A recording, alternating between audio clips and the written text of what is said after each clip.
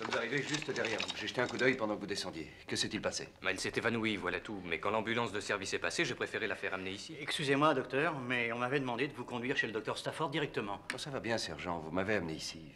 Je sais où trouver le docteur. Les jeunes sont si contents de faire partie de la fête de Mardi Gras qu'ils finissent par oublier de manger. Ils se trouvent si loin de leur famille. C'est la grippe, à votre avis? Que venez-vous de dire à la minute? Qu'ils se trouvent loin de leur famille? Vous êtes bien de la Nouvelle-Orléans, n'est-ce pas? Moi, oui, mais Betty est de l'Oregon. Notre club a un orchestre d'honneur, composé de 2 étudiants appartenant à chacun des États de l'Union. Vraiment, de chaque État. Pourquoi? Qu'est-ce que ça a de drôle? Je suis le docteur Earnshaw, médecin des hôpitaux. Je veux une vitesse de sédimentation et toutes les autres analyses. N'ayez pas peur, Betty, on va bien vous soigner ici. Je veux que vous la mettiez dans la chambre XB, la même chose pour ce garçon. Et faites désinfecter ses vêtements tout de suite, s'il vous plaît.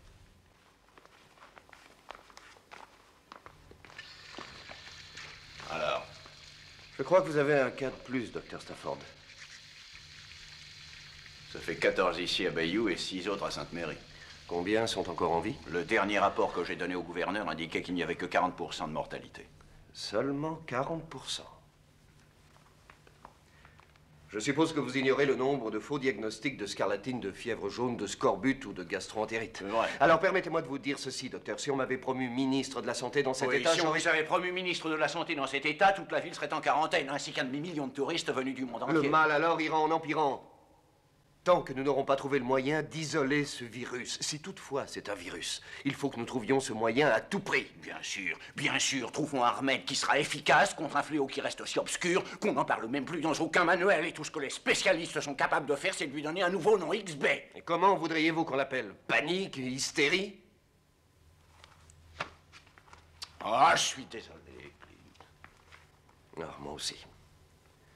Mais pourquoi avez-vous envoyé ce policier qui m'a traîné jusqu'ici quand je suis débordé de travail avec tous ces laboratoires qui font de la recherche? Clint, Washington a téléphoné. Il nous envoie un grand bonhomme, paraît-il. Nous ne pouvons que l'accepter. Grand Dieu, qui envoie-t-il? Un certain monsieur Adams.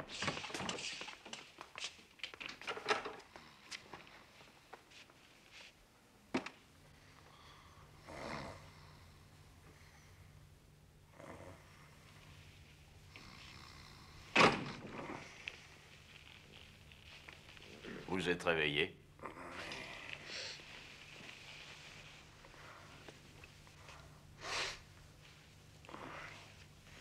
Extraordinaire de s'endormir instantanément. Particulièrement quand on n'a pas fermé l'œil depuis près de 3 jours. Voici le docteur Clinton Earnshaw, le spécialiste qui a été le premier à reconnaître les symptômes de notre épidémie. Ah oui, je connais tout sur le docteur Earnshaw. Diplômé de la fac de médecine à 23 Je vous ans. en prie, parlons pas de ça. Enchanté, docteur Adams. Ah, je ne suis pas docteur. Appelez-moi Jeff. J'ai eu beaucoup de mal à avoir une licence. C'est très intéressant, monsieur Adams, mais nous avons demandé au ministère de la Santé d'envoyer des bactériologistes et des spécialistes en virus. Oui, eh bien...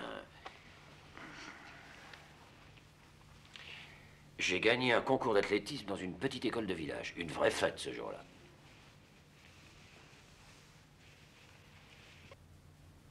Peu importe tout ça, nous n'avons que peu de temps, allons-nous-en.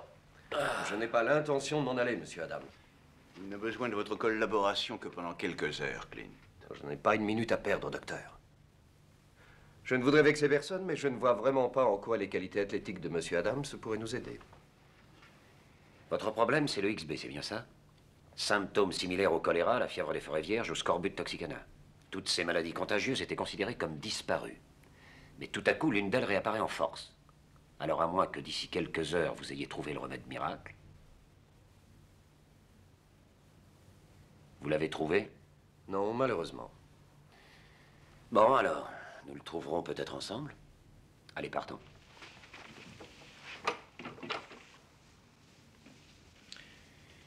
Il y a un jet qui nous attend à l'aéroport. Un avion de la Maison-Blanche. Pas de discussion, je vous prie.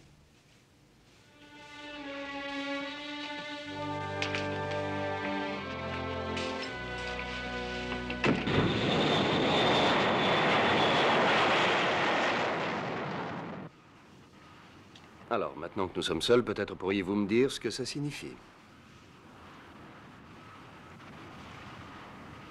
Adams.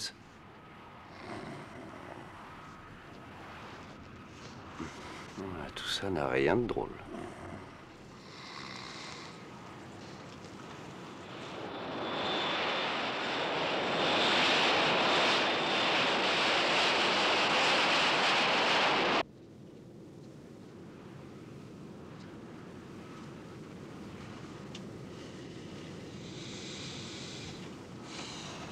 Nous allons atterrir. Ah, j'ai dormi 2 heures. C'est inouï cette méthode pour dormir quelques instants. On me l'a enseigné à l'entraînement des astronautes. Que s'est-il passé? Vous avez été recalé? Eh bien, quand j'ai découvert que j'étais trop jeune pour partir inspecter la Lune et puis trop vieux pour Mars, eh bien alors j'ai fait partie de quelque chose de passionnant, voilà tout. C'est-à-dire? Eh bien, c'est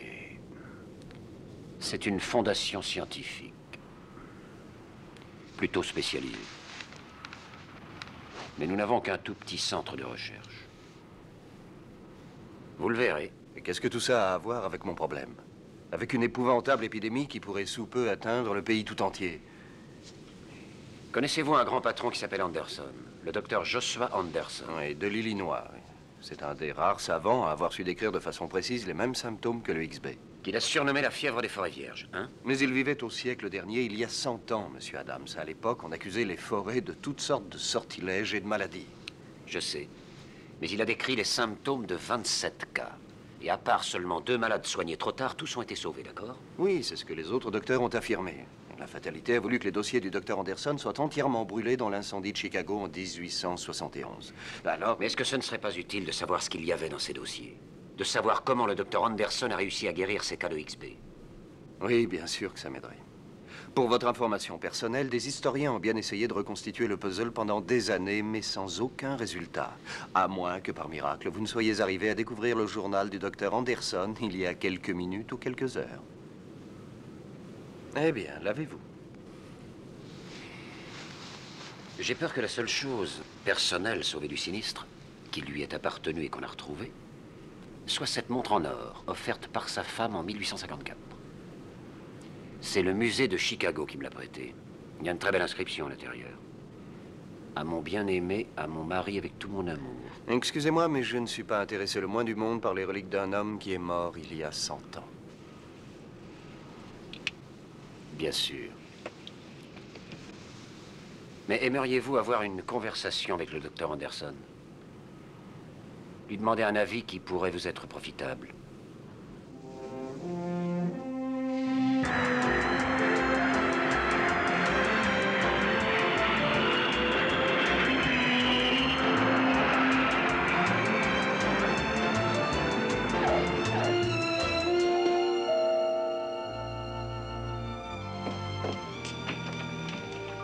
Bonjour. Entrez donc, nous étions impatients de vous voir. Docteur Earnshaw, docteur Sanders. Ravi de vous connaître. Enchanté.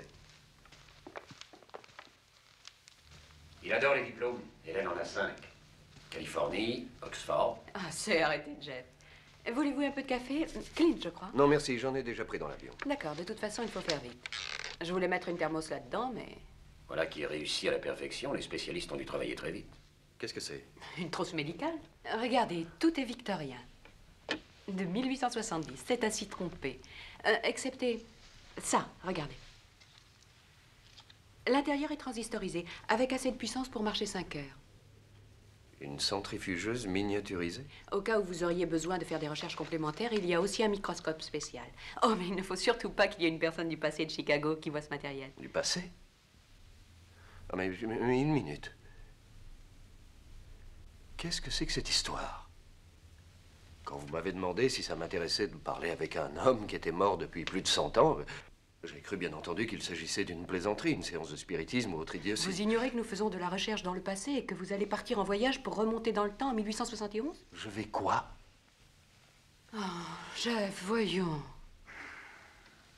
Je suis désolé, mais j'avais la frousse que vous ne sautiez de l'avion. Je préfère me taire. Je dois dire que j'aurais la même réaction si quelqu'un que je ne connais pas venait me dire on va remonter 100 ans en arrière. Je crois qu'il est temps de le présenter au professeur.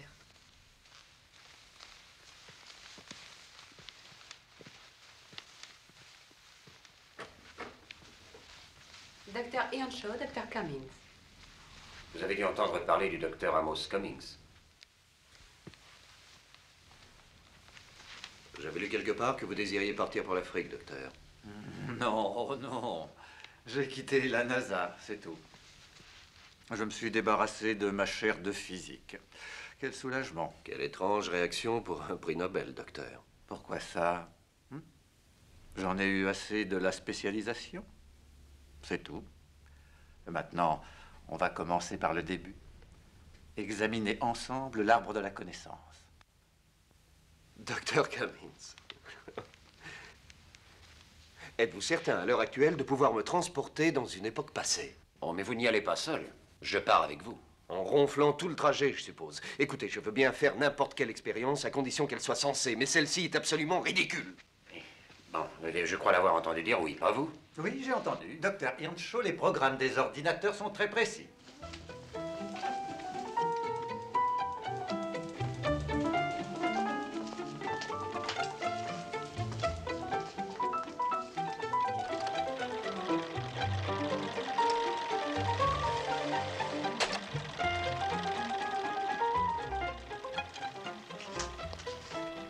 Ceci est le compartiment mémoire. À ce moment-là, la partie centrale de la ville se trouvait par ici au sud. Tout était centré du côté du lac Michigan. Ça pourrait bien sûr avoir une grande valeur de pouvoir remonter dans le temps, mais à condition de ne pas refaire leurs erreurs. Non. Ça, c'est une chose infaisable. On ne change pas l'histoire. Le docteur Anderson habitait par là, du côté nord. Un coin tranquille et verdoyant à l'époque. C'est là que nous irons d'abord, en première visite. J'aimerais savoir quelque chose. D'autres hommes ont-ils fait cette expérience avant? Répondez. Oh, bien sûr. Nous avons fait cette expérience à 4 déjà, en allant plus loin que Chicago. Ce n'est pas un début. Jeff, je crois qu'il vaudrait mieux le mettre au courant. Seulement 3 de ces hommes sont revenus parmi nous en vie. Que s'est-il passé pour le 4e? Il est revenu avec 20 minutes de retard. Il était en décomposition. Avec une flèche plantée dans son dos.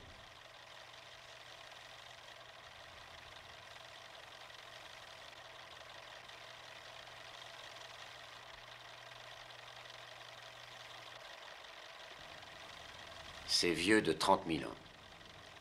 Ne me demandez pas comment marche ce système, parce que je ne pourrais rien vous dire encore. Nous sommes juste des cobayes. Non. Nous sommes juste des êtres humains. Et tout ce que nous avons pour affronter le futur, c'est l'expérience de notre passé. Malheureusement, il ne nous reste que quelques bribes de notre histoire et de notre connaissance. Voudriez-vous retrouver une partie de cette connaissance perdue?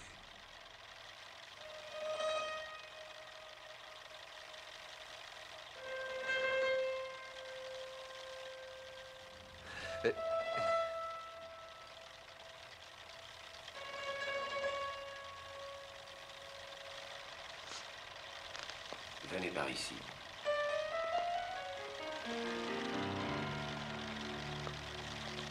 Au revoir. Et bon voyage.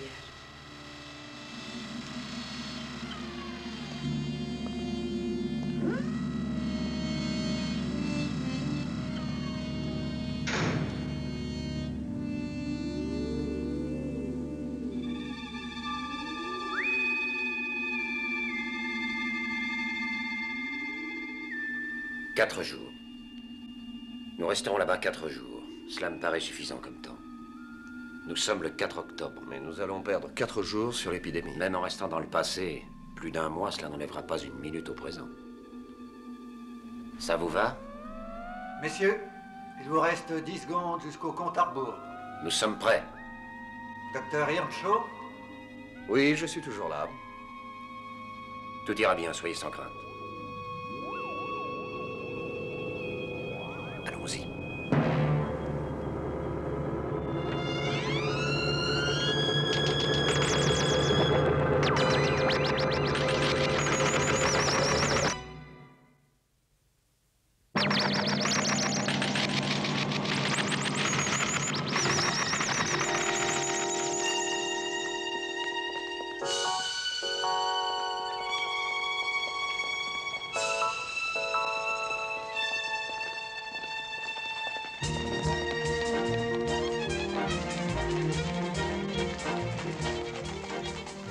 Alors, c'est ça.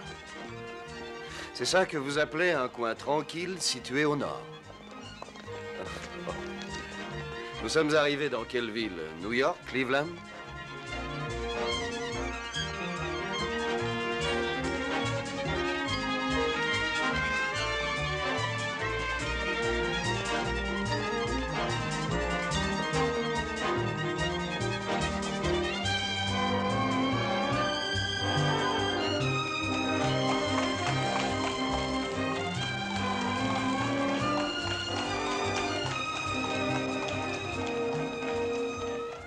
Pas être Chicago, il fait trop chaud pour la saison.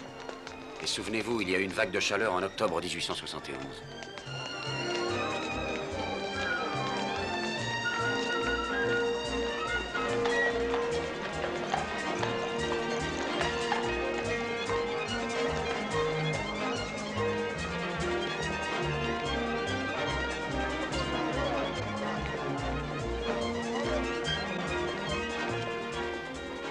Non, c'est Chicago, il n'y a pas d'erreur.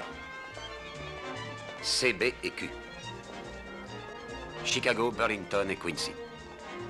Et cette enseigne, Great Lakes Dry Goods, c'est pour le lac Michigan.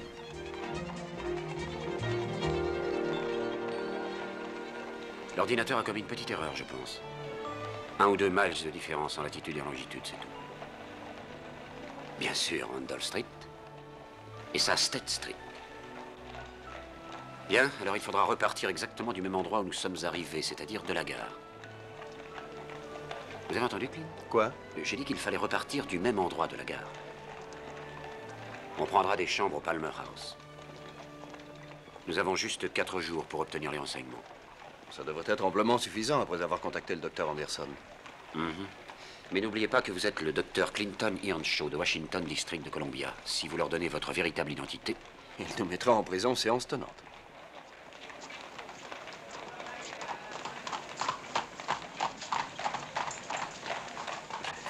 Je ne peux pas arriver à y croire. Mais on est vraiment ici? Je n'arrive pas à y croire. Peut-être maintenant comprendrez-vous pourquoi j'ai quitté les astronautes. Le coup de foudre pour l'histoire. Des aventures impensables.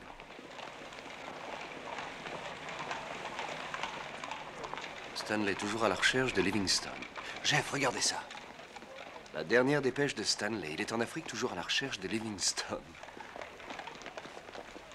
Mais que se passe-t-il? C'est une erreur de frappe, cette date? Non, non, non. Il est d'aujourd'hui, monsieur. Il n'y a pas d'erreur. Aujourd'hui, c'est le samedi 7 octobre? Bien sûr, monsieur. Jeff, qu'est-ce qui se passe? L'ordinateur. Bon sang, quand on s'est retrouvé au mauvais endroit, j'aurais dû y penser. Nous aurions dû être le 4 octobre à Chicago, rappelez-vous. Quelle différence ça peut faire? Nous avons 4 jours pour trouver le docteur Anderson et... Mais non, c'est une erreur, Clint. Dans les 29 heures qui vont suivre, la ville sera la proie des flammes.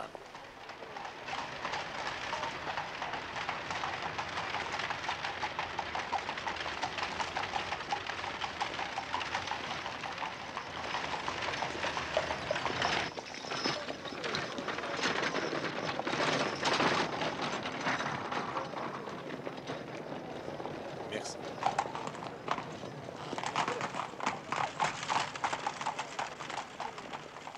Vous voulez de la glace? Oh oui, il y a du poulet là-dedans. Je ne voudrais pas qu'il s'abîme avant qu'il ait l'occasion de déjeuner. Je connais mon oncle, il oubliera de déjeuner toute la journée, à moins qu'on ne le lui rappelle. Je ne sais même pas s'il reste un seul morceau de glace dans tout l'hôpital aujourd'hui. Oh, attendez, messieurs, vous n'avez pas le droit d'entrer ici. Je viens tout de suite. Écoutez, il y a toujours de la glace au second étage à l'office, tout près des escaliers. Mais voyons, allez-y, voyez ce qu'ils veulent. Oui. Jeanne, nous vous attendons. Pauvre fille, ils l'ont laissée seule un samedi après-midi, sans être au courant, et débarquant directement du Vieux Monde il y a 8 jours. Oh, mais c'est parce qu'il y a une maladie contagieuse à l'étage. Jeanne, je croyais que vous veniez seulement mettre de la nourriture au frais. La bonne nous a dit Ce que nous monsieur Eddie pourrions Anderson, retrouver je à crois, l'hôpital excusez-moi. Lakeshore. Le docteur Joshua Anderson. Oh, excusez-moi, je suis sa nièce, Jeanne Anderson. Vous êtes docteur aussi. Oui, en effet. Comment avez-vous deviné? Ah, je ne sais pas. Votre trousse. Oh. Alors, il est ici. C'est très urgent. Le grand patron nous envoie spécialement de Washington afin de le rencontrer. Voici le docteur Earnshaw. Mon nom est Adams. Très heureux. Le grand patron? Oh oui, oui, messieurs, venez par ici. Je vais voir si je peux le trouver. Non, ça vous sera difficile de le joindre. Mon oncle est auprès de ses malades atteints de la fièvre. Il est d'ailleurs auprès d'eux depuis plus de 24 heures. Fièvre, mais laquelle? La fièvre des forêts vierges. Un début d'épidémie a commencé ici. Mais de nombreux docteurs ont envoyé leurs malades à mon oncle. Ils se sont empressés de dire que cette terrible chaleur était la cause de ses malaises, mais en fait, ils ne pouvaient pas les soigner parce qu'ils n'y comprenaient rien. Voulez-vous avoir la gentillesse de nous dire où il est? C'est très urgent. Et pour nous aussi, Jeanne. Oh, excusez-moi, Clarence. Non, je suis vraiment désolée, mais je savais que je n'aurais pas dû laisser mon oncle aujourd'hui. Prévenez les autres. Oui, excusez-moi. Je suis infirmière. Venez, messieurs. Je vais vous montrer le chemin.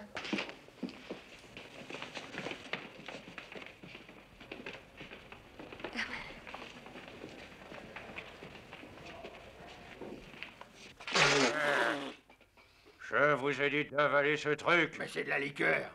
Il y a de la liqueur dedans. La liqueur rouge, sûrement le sang du diable.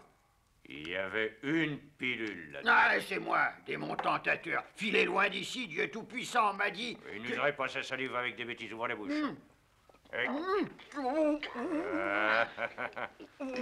Et maintenant, sifflez un air de matelote, matelot.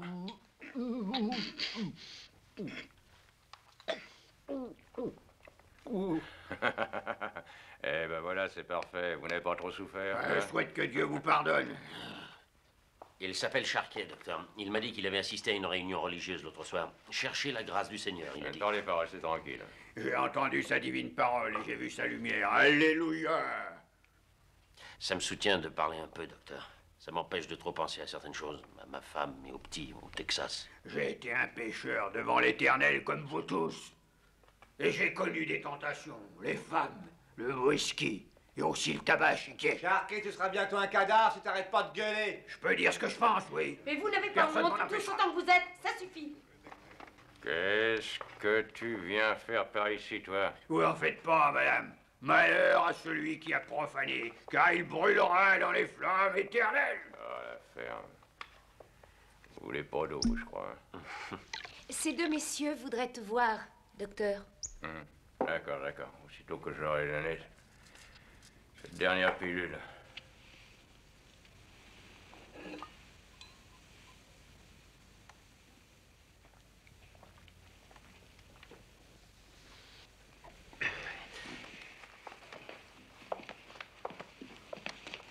Ils viennent de Washington. C'est le grand patron qui les envoie. Ah. Je ne vous en voudrais quand même pas, messieurs. Comment va cet homme important? Bien, docteur, il vous envoie son bon souvenir. Oncle Joss, voici monsieur Jeffrey Adams. Chanté. Moi de même, docteur. Et voici le docteur Clinton Earnshaw. Très heureux, docteur. Chanté.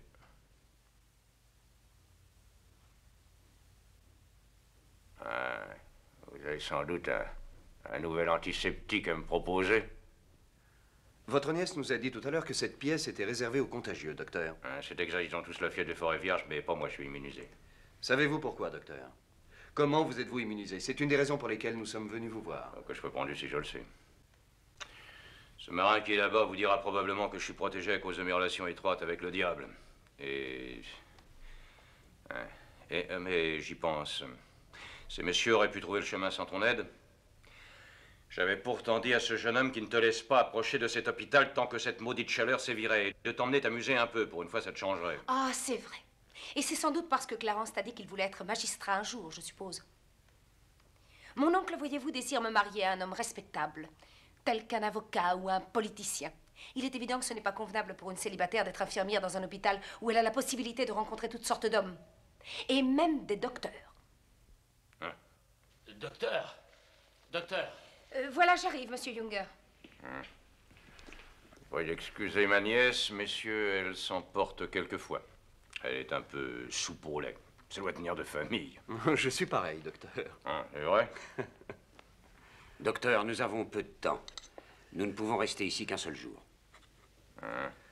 Docteur, quel médicament utilisez-vous dans vos traitements? Quelle était cette pilule que vous avez donnée à cet homme? Oh, rien à part de la quinine et du calomel. Ça provoque de légers bourdonnements d'oreilles et ça permet aux malades de pouvoir dormir un peu. Ça ne soigne absolument rien. Docteur, on croirait un chef qui ne veut pas dévoiler à des profanes une recette personnelle. Pourquoi? Mais je vous en prie, aidez-nous, c'est vital. Oui, oh, bien sûr, je vais vous aider. Eh bien, rester au lit, dormir, ça n'a jamais fait de mal à personne.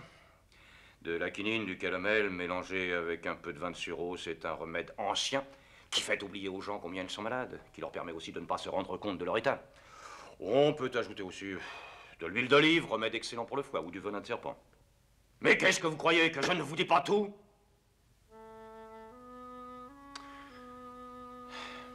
Écoutez, messieurs, j'aimerais vous aider, apporter une lumière quelconque.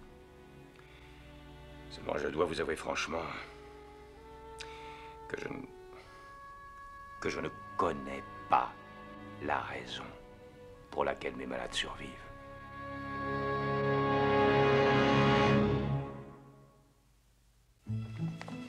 Tenez, voilà. Dieu seul sait ce qu'il a dedans qui les guérit. Merci, docteur. C'est tout.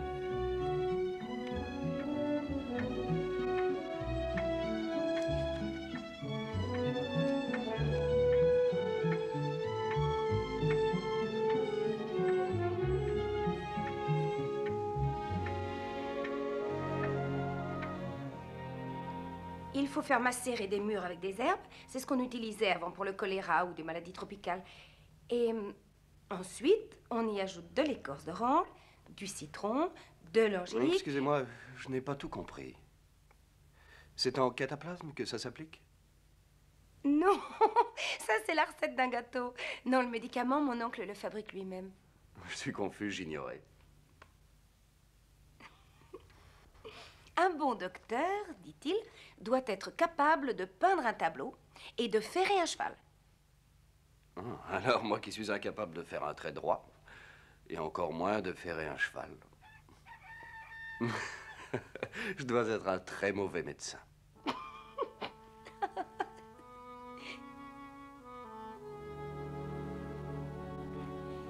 D'où venez-vous, dites-moi? À part les hôpitaux, bien sûr.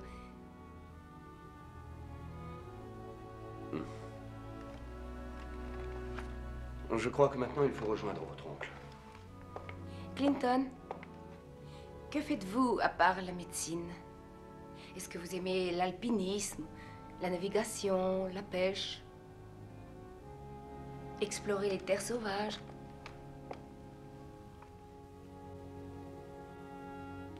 Rien, en fait.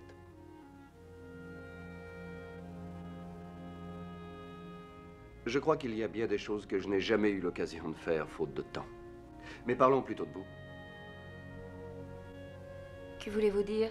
Parlons de ce Clarence que votre oncle voudrait que vous épousiez. Oh, pas du tout. Non, c'est juste parce que toute jeune fille, enfin, j'avais souhaité de... Je ne voulais me marier qu'avec un jeune chirurgien qui était allé faire son service à l'armée.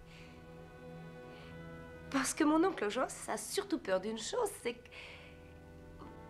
Oui, c'est que j'épouse un docteur un jour. Bon, je suis prête. Allons-y. Attendez une minute. Qu'est-ce qu'on entend? Oh, les matines. C'est l'heure pour le service religieux à l'église. Notre conversation a duré une demi-heure. Durée? Je croyais que c'était avec plaisir que nous avions bavardé une demi-heure.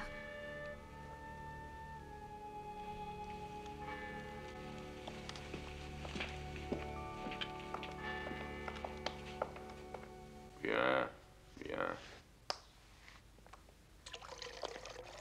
Bon, eh ben, je crois que ça suffira pour ce matin. Comment vous sentez-vous?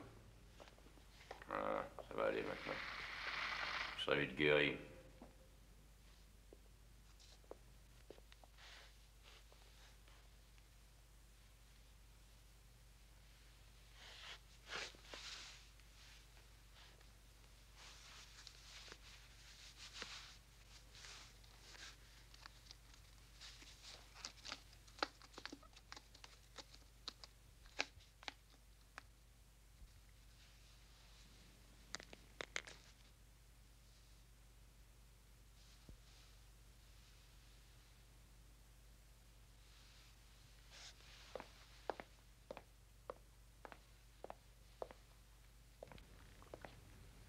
Hé, ça suffit, jeune homme. Je prends la relève. Allez donc vous reposer un peu. Oh, mais ça va, docteur. Ouais, c'est ce que je viens de dire au grand patron. Au grand patron? Ouais, j'ai envoyé à l'instant même un télégramme à cette vieille fripouille pour leur remercier de vous avoir envoyé ici tous les deux. Vous m'avez apporté une aide précieuse. J'aimerais que vous restiez à Chicago avec nous plus longtemps. C'est pas possible, hélas, docteur. Ouais. Bon, allez, filez. Allez, vite dormir. Je voulais mettre un autre cataplasme à la petite Johnson, docteur. Ah, inutile, je le ferai.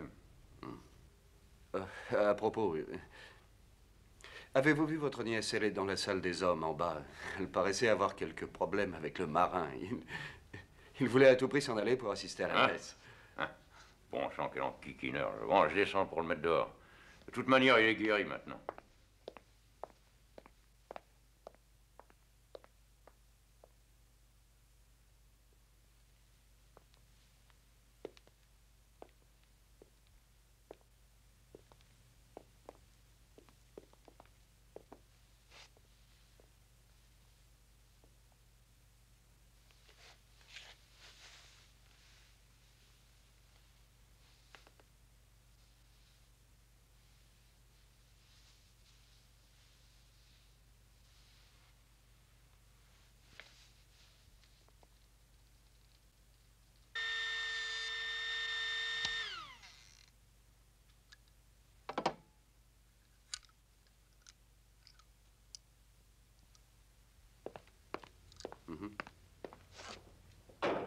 Eh bien? J'ai fait exactement le même diagnostic. Tous les malades que j'ai auscultés ont le XB, c'est exact. Vous n'avez pas découvert autre chose. Combien de fois devrais-je vous le dire? Aujourd'hui, c'est dimanche, entre 8h30 et 9h, le feu va se déclarer dans la soirée. Dites-moi une chose maintenant. Combien de traitements de fièvre êtes-vous arrivé à découvrir dans les dossiers du docteur Anderson depuis que nous sommes ici? J'avoue n'avoir rien trouvé. Bien. Depuis notre arrivée, j'ai analysé plus de 20 prises de sang, aussi bien sur quelqu'un qui était décédé que sur une enfant très jeune. Savez-vous faire une prise de sang? Ça fait partie de mon entraînement. Ce que je n'ai pas encore fait, c'est une prise sur une personne complètement guérie, pour faire la comparaison. C'est comme ça que je trouverai la solution. Tenez, ce gars, Sharkey, il vient de partir il y a à peine 5 minutes, il m'a paru complètement remis. Donnez-moi des seringues.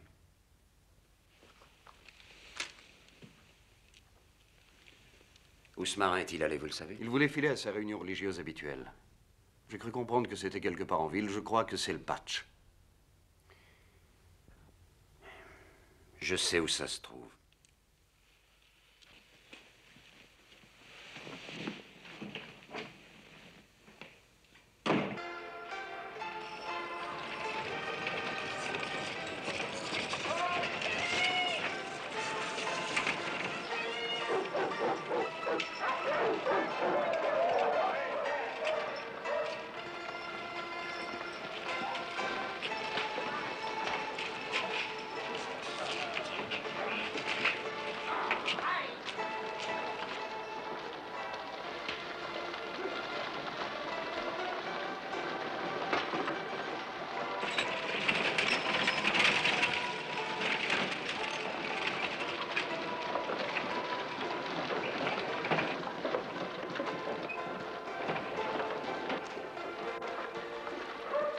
Tiens, monsieur Sharkey, je ne me trompe pas.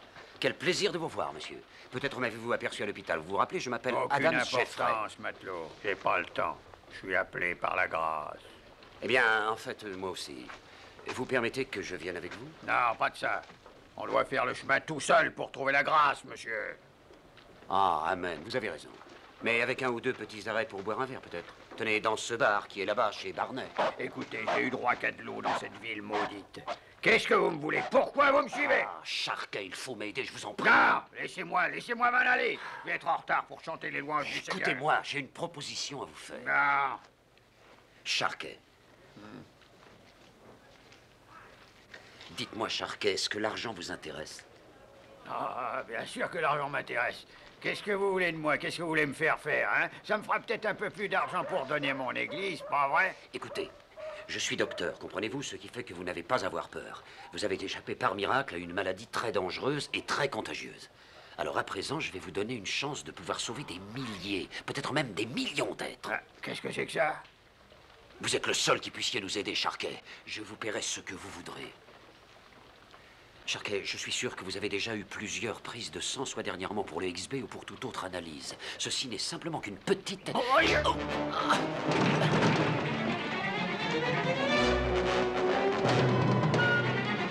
Attendez! Hé, attendez!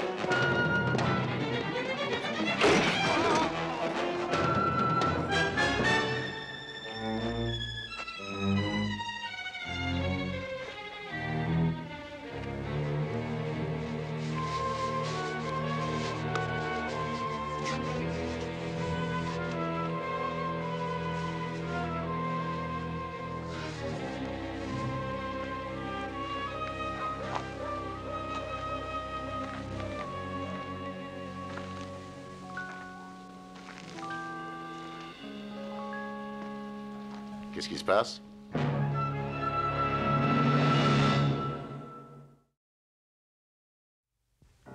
Oh. J'allais justement appeler à l'aide. Cet homme paraît mal en point. Il n'est pas dans son état normal. Pourquoi est-il souffrant? C'est vous qui l'avez peut-être mis dans cet état. Ah, bien sûr que non. Je pense que le mieux, c'est de le lui demander.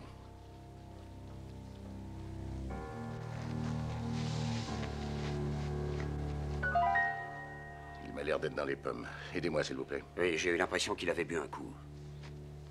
Qu'est-ce que vous avez dans la main?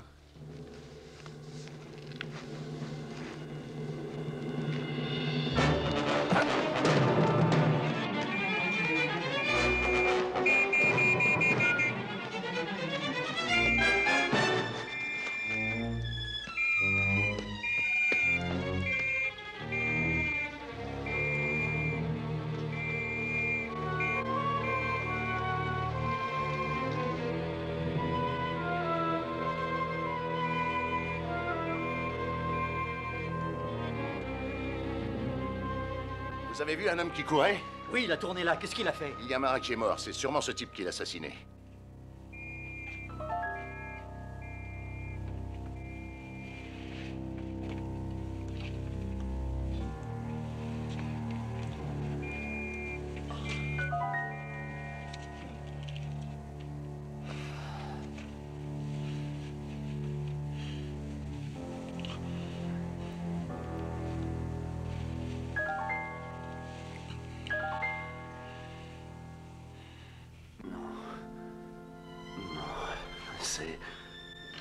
Non. Je ne peux pas. Non. Non, je ne sais pas. Clinton, réveillez-vous, tout va bien, réveillez-vous. Quoi? Vous avez dû avoir un cauchemar, vous dormiez tellement bien pourtant. Oh, je rêvais de cet enfant. Elle était dévorée par cette affreuse fièvre et je n'arrivais pas à la guérir. Elle s'appelle Betty. Si vous parlez de la fillette hospitalisée, elle s'appelle Nancy. Nancy Johnson. Mais elle va bientôt être guérie. Non. Elle était dans la parade. Elle jouait dans l'orchestre et elle est tombée de l'estrade et elle... Elle quoi? Peu importe.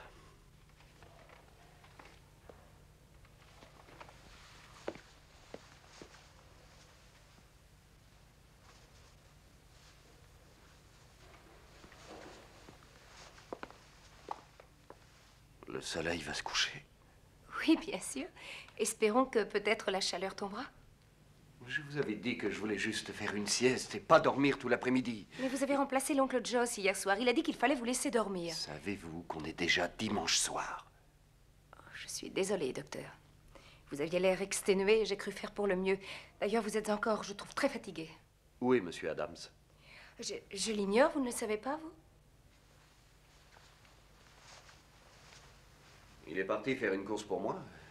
Il devrait être revenu depuis longtemps. C'est très inquiétant. Oh, il ne faut pas vous inquiéter, il ne lui est rien arrivé. Il a dû probablement aller manger quelque chose. Bon, je vais me remettre au travail. Non, attendez un peu, s'il vous plaît. Pardonnez-moi, j'ai parlé à tort et à travers, je suis confus. Vous vous êtes changé.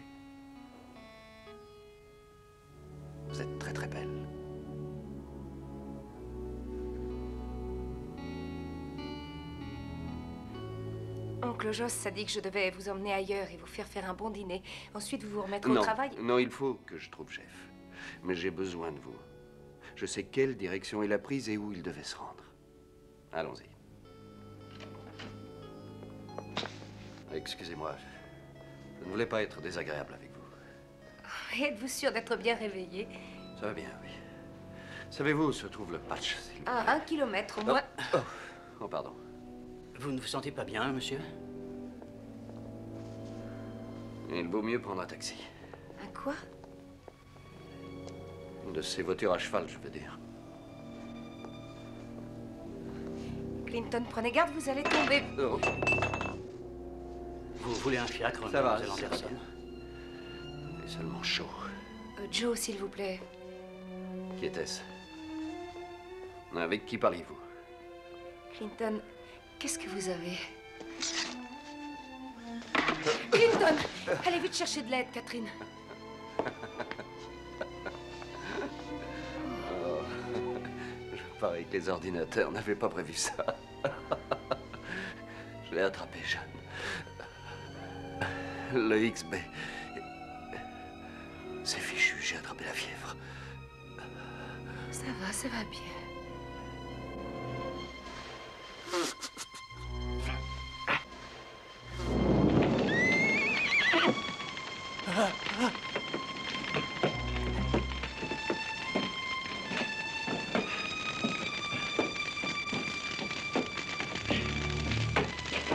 O'Leary, réveillez-vous! O'Leary! Madame O'Leary, votre écable est en feu!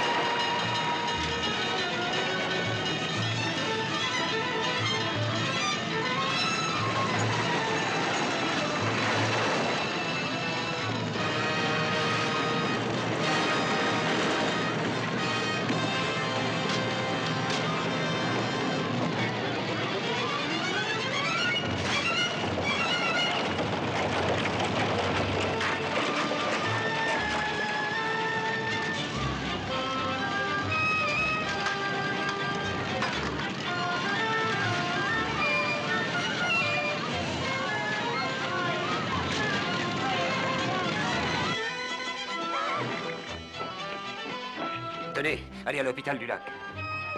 Le plus vite possible. Oui, monsieur.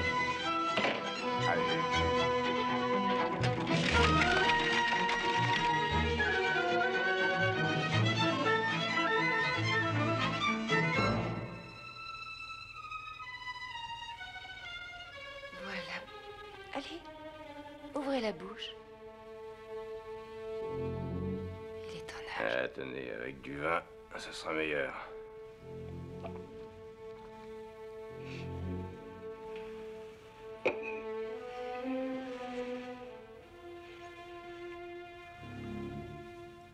À ton avis, ce n'est pas trop grave? T'inquiète pas, chérie, je le remettrai sur pied pour toi. Pour moi? Ben oui, quoi. J'ai remarqué la façon dont tu le regardais. J'ai aussi constaté qu'il avait une certaine ressemblance avec ce jeune chirurgien qui a été tué à Nixberg quand t'avais 15 ans. Oncle Joss, ça n'a rien à voir je avec... sais, je sais.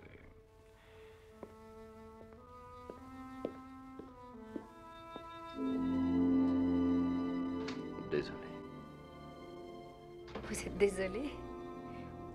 Je me demande pourquoi.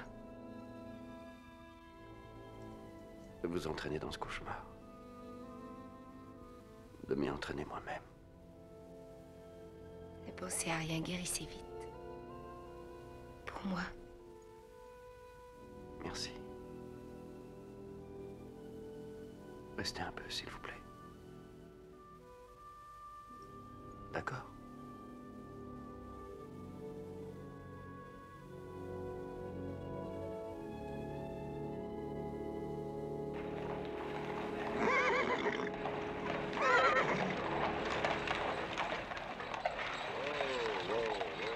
Merci, écoutez, même si ça doit être long, je veux que vous m'attendiez ici, vous avez compris? Ne partez surtout pas, je compte sur vous. C'est entendu, monsieur. Alors. Mon Dieu, la fièvre. Je suis navrée, monsieur Adams, mais nous ignorions Jeanne. vous joindre et nous ne savions pas quoi Jeanne, faire. qu'est-ce que vous Chut, dites? tout va bien, Clinton. Et ce qu'il lui faut, surtout pour l'instant, c'est dormir. Il vaut mieux le laisser se reposer. Non, je suis sûr qu'il faut lui faire une piqûre de cortisone. De quoi? Votre oncle est au premier en ce moment, n'est-ce pas? Alors allez lui demander de venir, s'il vous plaît. Mais il est très occupé avec une des femmes malades et il m'a dit de ne pas quitter le docteur Earnshaw. Allez vite le chercher, il n'y a pas de temps à perdre. Il est bien évident que Clint n'a rien pu dire au docteur Anderson à propos de ses troubles d'allergie. C'est quoi? Mais si vous avez ajouté du calomel et de la quinine aux anticorps qui sont déjà dans son organisme... Mais allez, vite, allez vite, montez le chercher, allez, vite. Clint, réveillez-vous. Je l'ai, ça y est. Ça y est. Vous avez quoi? Quoi? La solution que vous cherchiez. Charquet. Où est votre trousse? La voilà. Tenez. Charquet? Pour comparer le sang, vous aviez pensé pouvoir l'utiliser et trouver la solution.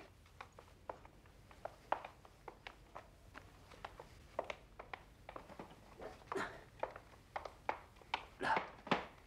Tenez, installez tout là.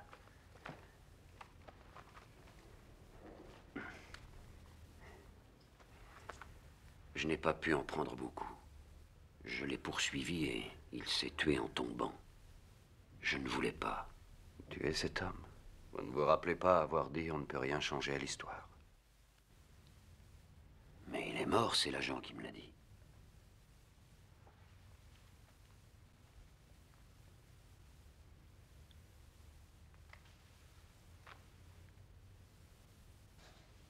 Eh bien alors. C'est de la fièvre des forêts vierges qu'il est mort avant que vous ne lui fassiez la prise de sang. Je me suis trompé, chef. Vous n'avez pas trouvé la solution, à moins qu'Anderson se soit trompé lui aussi et que Charquet n'ait pas été guéri du tout.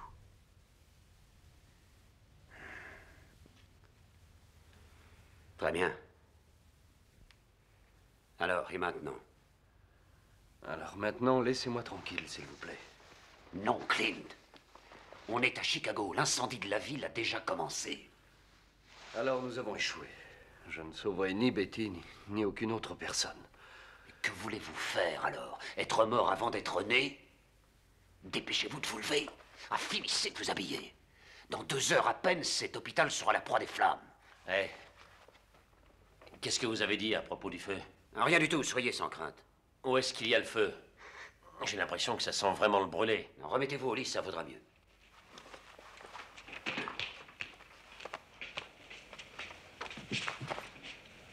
Oh my God! C'est à l'ouest qu'il y a l'incendie. Non, je pense plutôt au sud-ouest. Qu'est-ce que vous faites? Je veux que vous regardiez ça. C'est de ce côté que se trouvent les troupeaux. Je suis propriétaire de 500 têtes de bétail qui sont là-bas, parquées quelque part. Une vie entière de travail. Mais à la Nouvelle-Orléans, il y a des milliers, ou peut-être même des millions d'êtres humains qui peuvent être atteints. Que croyez-vous qu'il soit possible de faire en quelques minutes à peine? C'est une question que je ne me suis jamais posée, docteur. Quand nous serons à la gare, nous devrons avoir avec nous le maximum de renseignements concernant cette maladie. Ils sont dans le bureau d'Anderson. Ah, tenez, prenez cette telle-oreiller. Elle nous sera utile pour mettre les dossiers que nous emporterons. Peut-être que les ordinateurs trouveront mieux que nous. Chef, toute cette histoire est démente. En principe, nous devrions partir du nord, n'est-ce pas? Alors comment savez-vous si la gare ne sera pas détruite au moment de notre départ? Je ne le sais pas.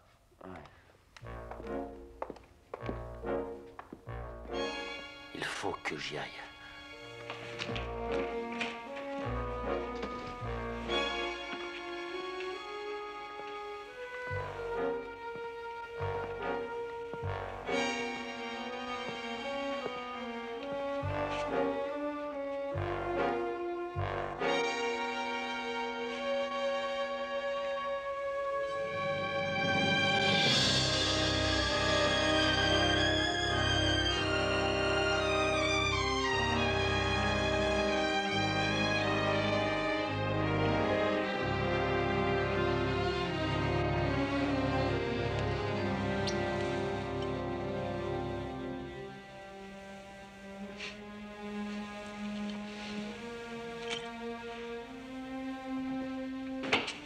Docteur Anderson.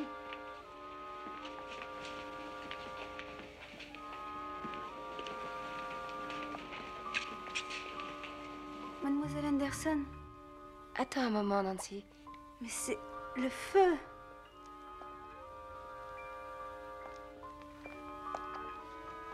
Ma chérie, le feu est loin de l'hôpital. Il ne faut pas avoir peur. On dirait que c'est près d'ici. Mais non, c'est parce que ce sont les reflets des flammes dans le ciel. Et sois bien sage, je reviens. Dans un moment.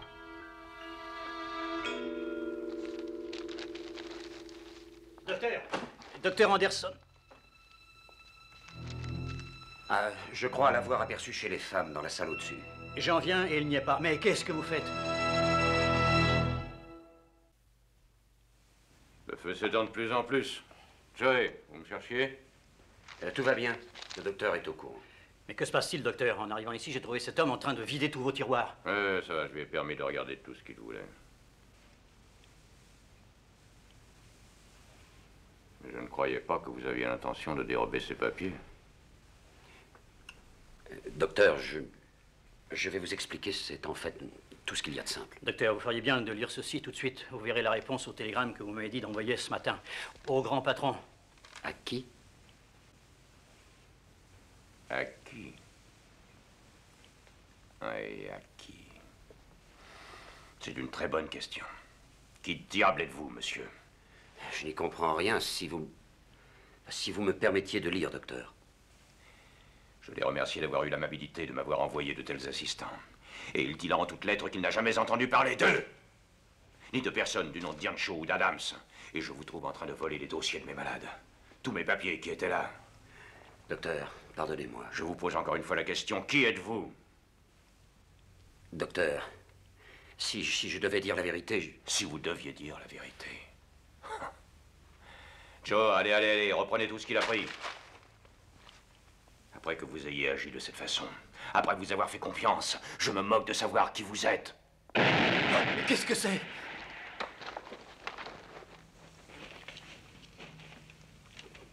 La première charge de dynamite, probablement. Le pompier en chef Williams qui essaye de briser le feu à la dynamite. Comment savez-vous ça? Je le sais, docteur, parce que je sais exactement tout ce qui va se passer ce soir. Dans quelques minutes, on va dynamiter le bâtiment de la Banque de l'Union afin de faire un barrage à l'incendie. Docteur, j'ai un besoin vital de vos dossiers. Il faut que je les emporte. Chicago va brûler, la ville sera la proie des flammes, cet hôpital aussi. Seigneur! C'est la Banque de l'Union à 10 pâtés de maison d'ici. Ils l'ont fait sauter. Ça, là. Et dans quelques secondes, une autre maison à l'ouest sera aussi dynamitée. Les pipelines de gaz vont se rompre. Des poches de gaz.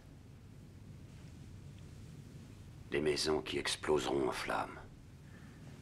Puisque vous avez l'air de savoir tant de choses. Qu'est-ce que vous savez sur moi?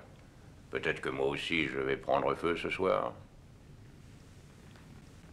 Je suis désolé, docteur. J'ignore comment cela se passera. Je sais seulement que vous mourrez. Et ce sera ce soir.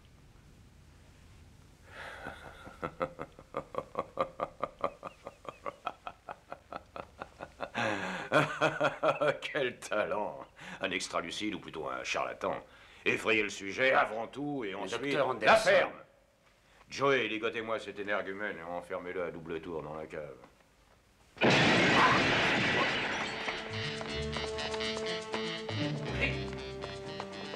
Toutes ces explosions, c'est le feu. Où est Clint? Mais il n'est pas là, j'en viens. Mais où est-il allé? Mais je ne sais pas. Écoutez, il faut que je sache où il est. Mais je viens de vous dire que je ne savais pas. Il est parti avec ses vêtements et sa trousse. Son matériel médical? Le laboratoire. Dites-moi où est le laboratoire. De ce côté, mais qu'est-ce qu'il pourrait faire dans le laboratoire?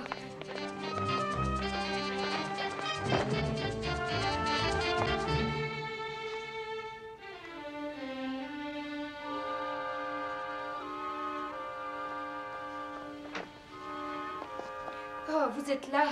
Vous devriez être dans votre lit. Mais qu'est-ce que vous faites? Ne vous inquiétez pas. Jeanne, il vous reste encore un peu de ce vin. Oh, je ne sais pas.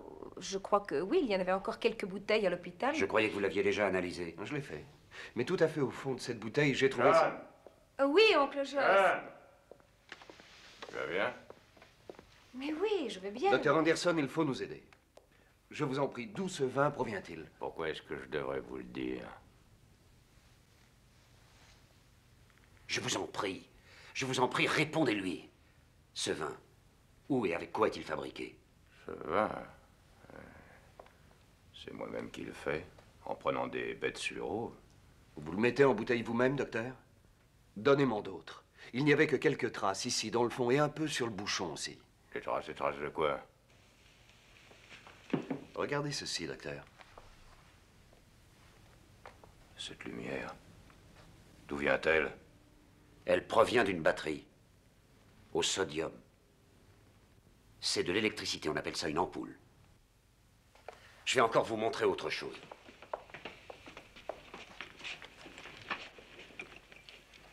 Une centrifugeuse. Pour avoir la vitesse de sédimentation du sang ou autre substance. Louis Pasteur ne l'a même pas encore inventée.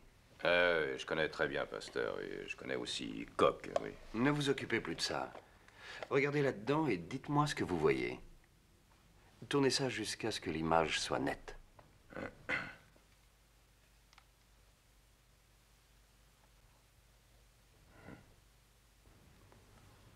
Je ne sais pas. J'avais jamais vu une chose pareille avant. C'est vrai? Oh, on dirait des petites feuilles. Des petites feuilles qui bougent. Fungus? Sport? Probablement un nouvel antibiotique est efficace pour la fièvre des forêts vierges. Un antibiotique? Anti-infectieux, une fermentation partielle telle que la pénicilline et... Oh.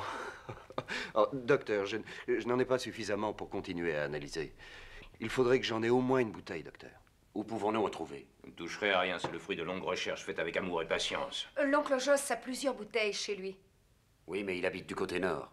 Le feu a pris entre ici et chez lui. Clinton, est-ce que le Texan en a emporté une bouteille en partant? Ah oui, je l'ai vu. Il allait vers l'enclos à bétail. C'est à côté. Charquet a refusé de boire le vin et il y est resté. Le Texan a bu le vin, il est en vie. Jeff, croyez-vous qu'on puisse le retrouver? Attendez ici. Docteur Anderson... Attendez, arrêtez.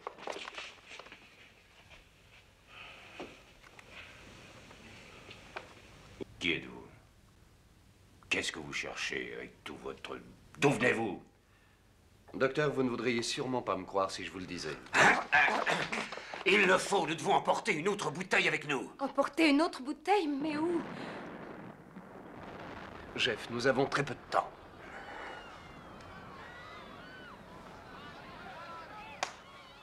Docteur, tout à l'heure, je vous ai dit tout ce qui allait se passer ce soir. Les explosions, vous vous rappelez? Oui, il m'avait dit aussi que j'allais mourir. Oncle Joss. Votre montre. Votre montre de poche. Plus tard, on la retrouvera. Prenez-la. Ouvrez-la. Et vous lirez l'inscription qui est à l'intérieur. Votre femme a dû vous l'offrir lors du dernier anniversaire quand elle était encore avec vous. Le 10 novembre 1854. À mon bien-aimé. À mon mari avec tout mon amour.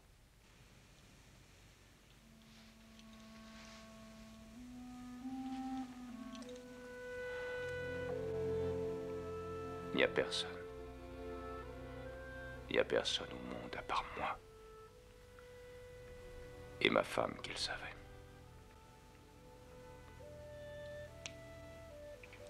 D'accord.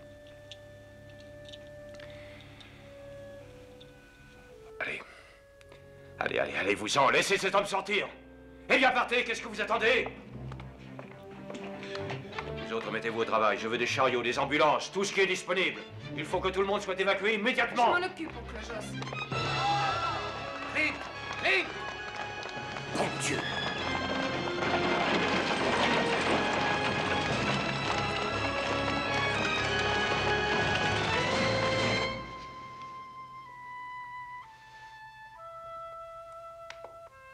À mon mari avec tout mon amour. Oui, ma chère Madeleine, ce fut ton dernier cadeau pour mon 49e anniversaire. Mon Dieu, ma chérie, tu es partie depuis si longtemps déjà. Peut-être vais-je te rejoindre ce soir.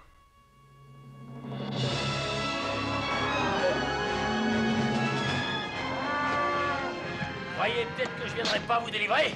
Eh bien, je suis là quand même. Je suis arrivé à passer. Oh, ça n'a pas été facile, je l'avoue. Mais ça y est. Allez, partez! Partez! Allez! Allez!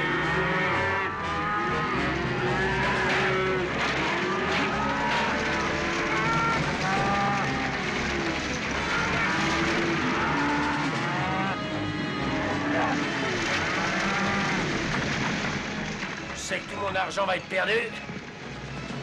Mais je pouvais pas laisser ces Jim, pauvres avec des écoutez-moi. amis en feu. Jim, qu'est-ce que vous avez fait de la bouteille de vin? Où est Clint?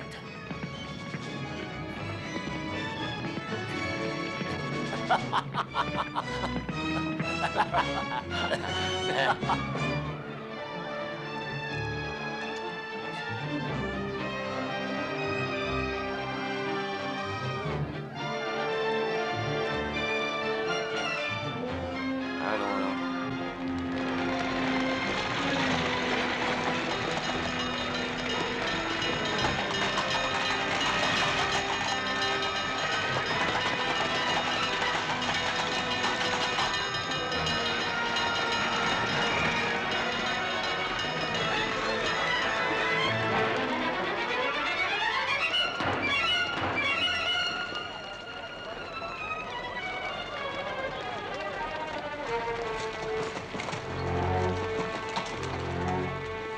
Clint, Jeff.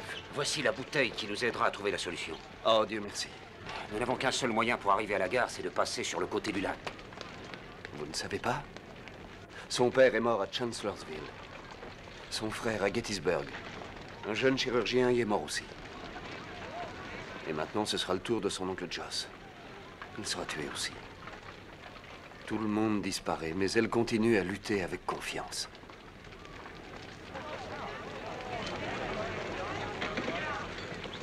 Mais de quoi parlez-vous? Vous avez la solution pour le XB là-dedans.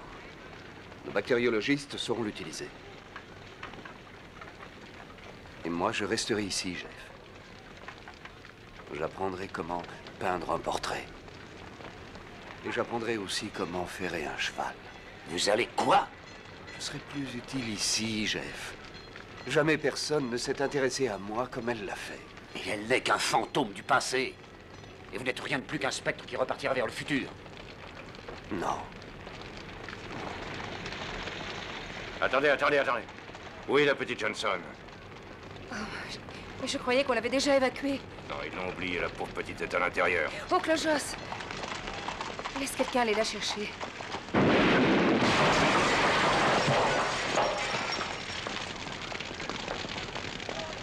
Petite fille. Je t'accompagne. Revenez, Clint!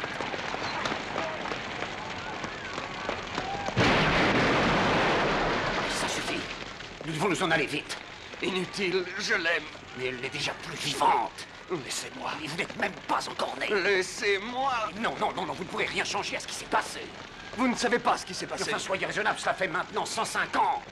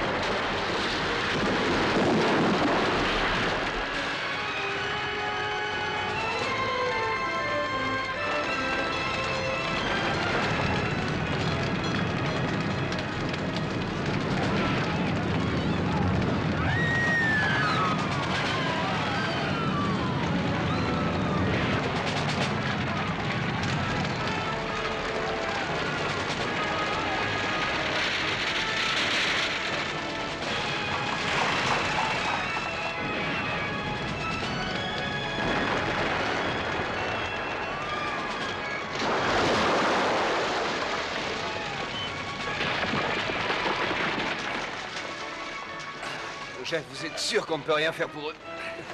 Non.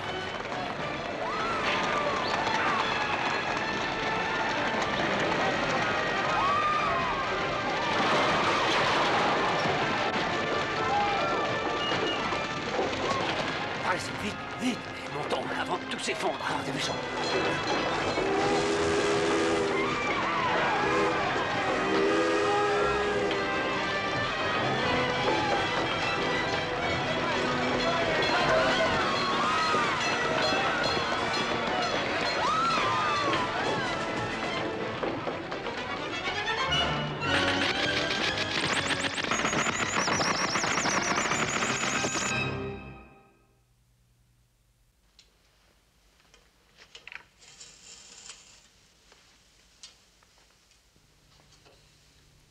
Alors, ça va mieux? Beaucoup mieux, merci. Qu'est-ce que vous faites là? Nous sommes venus vous voir. Et vous apportez une lettre personnelle de la Maison-Blanche avec des félicitations pour votre découverte. Le traitement est efficace, alors? Vous allez voir notre toute première convalescente. Elle rentre chez elle, mais elle ne voulait pas partir sans vous dire au revoir. Entrez, Betty. Salut. Salut, Betty. Je pense que vous ne vous souvenez pas de moi, n'est-ce pas? Eh bien, pas vraiment, je crois. Mais je sais que c'est grâce à vous que je suis en vie. Non, pas moi. Je ne suis pas le seul. Mais je suis content, je vous remercie. Bonne chance. Au revoir. Au revoir.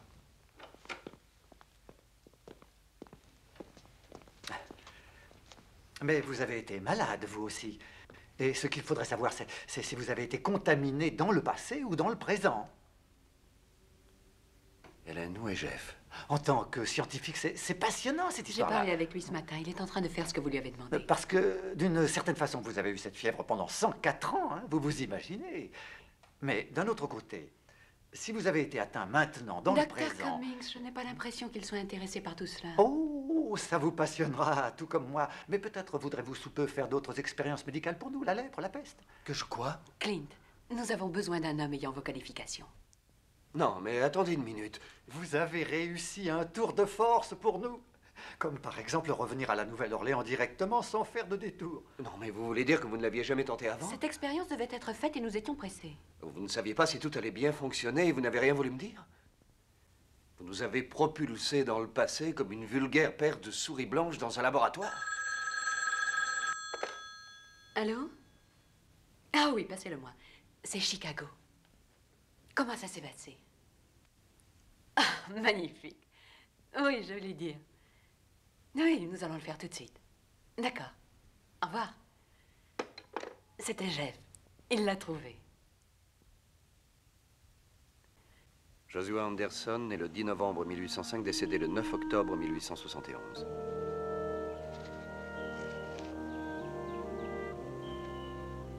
Cette lettre de la Maison-Blanche représente plus pour lui que pour quiconque. Il pensera que c'est un faux. Elle n'a pas été signée par le président Grant. Alors, où est-elle?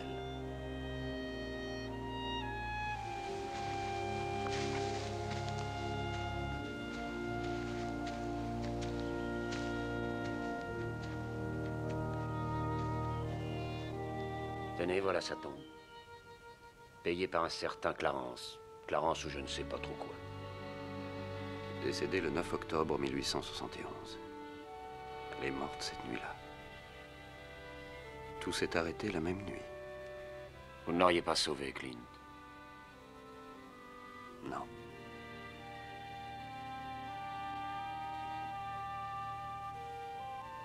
J'ai dû juste avoir un coup de foudre pour l'histoire, c'est tout.